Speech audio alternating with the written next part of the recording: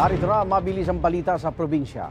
Arestado isang lalaki matapos saksakin ng isang babaeng pasahero sa Cagayan de Oro City.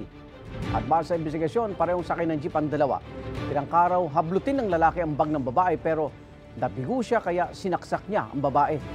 Inaresto naman kalaunan ng lalaki at naharap sa reklamo. Tumanggi siya magbigay ng pahayag. Dahil sa matinding init, dumiskarte ang ilang hog racers sa Kasiguran Aurora para mapreskohan ang kanilang mga alagang baboy. Pinapaliguan nila ang mga baboy ng madalas at tinitiyak na may sapat na inuming tubig. Nilagyan na rin nila ng electric fan ang kulungan ng baboy. Isang buntis ang nanganak sa bangka sa barangay Naungan sa Ormoc City.